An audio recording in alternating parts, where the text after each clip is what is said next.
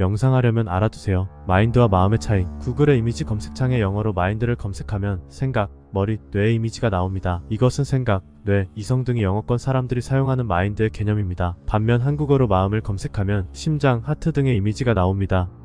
한국 사람들이 생각하는 마음은 감정과 연관되어 있음을 알 수 있습니다. 이 두 가지 이미지를 명상의 관점에서 비교하면 매우 흥미로운 통찰을 할 수 있습니다. 마인드풀리스는 한국어로 마음챙김입니다. 이렇게 되면 마음챙김이라 쓰고 방법과 기술은 생각을 바라보고 자아를 인식하는 훈련을 하게 됩니다. 마음 즉 감정을 다스리고 싶지만 방법과 기술은 생각을 바라보고 자신을 인식하는 방법을 사용할 가능성이 높습니다. 목적과 방법이 매칭이 안 되는 상황이에요. 불교 문화를 통해 수백 년간 한국에 적응한 마인드풀리스 수련법들이 번역 과정에서 자연스럽게 보완해줄 가능성도 있지만 이런 철학적 차이와 번역의 차이를 이해하는 명상 전문가가 많이 나와야 할 것입니다. 데카르트의 나는 생각한다 고로 존재한다라는 주장은 마음이 자연계와 동떨어져 존재한다는 의미입니다. 하지만 최근의 신경과학 연구는 자아와 몸의 분리가 잘못된 주장임을 제시합니다. 인간의 정신과 몸은 상호 연결되어 있으며 복잡계 현상의 특징인 창발로 설명합니다. 한국의 천지인 사상과 기사상은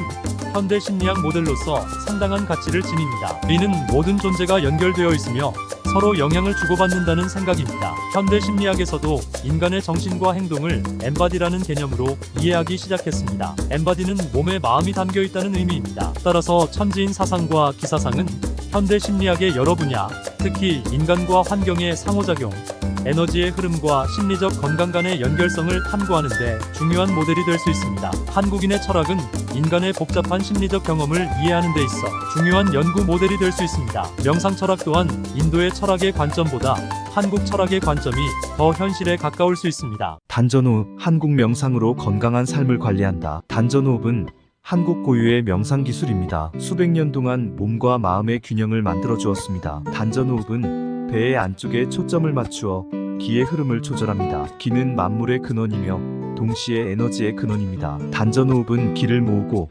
순환하여 생명의 기능을 향상시켜 건강한 삶을 도웁니다. 숨이 들어오고 나가는 숨결은 혈압, 호르몬, 심리적 안정감 등을 조절합니다. 이런 명상법은 마음의 안정과 집중력을 높여줍니다. 스트레스 감소, 불안감 해소, 자기인식 확장, 내면의 안정에 매우 좋습니다. 태극권과 같은 무술에서도 중요하게 사용되며 신체의 힘과 에너지 흐름을 최대로 증폭시킵니다. 꾸준하고 정기적인 훈련은 몸과 마음의 균형을 맞춰주고 의식의 힘을 키워 원하는 것에 집중하게 합니다. 원하는 것에 집중하는 것은 성공과 행복의 가장 큰 요소입니다. 이렇게 단전호흡은 매우 효과적인 명상입니다.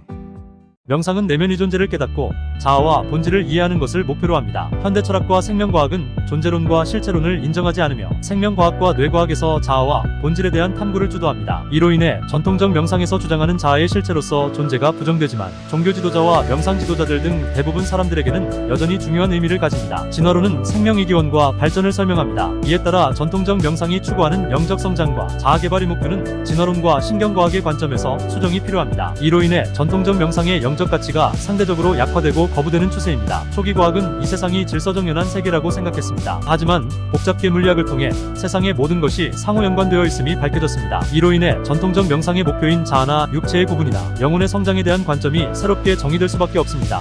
우리는 상호 연결되어 있고 감정은 매 순간 영향을 받으며 변하고 있다는 것을 이해할 수 있는 지식이 필요하게 되었습니다. 이런 변화로 인해 전통적 명상의 접근 방식이 한계를 가질 수 있습니다. 이것은 명상에서 얻은 통찰의 힘으로 넘어가야 할 과제입니다.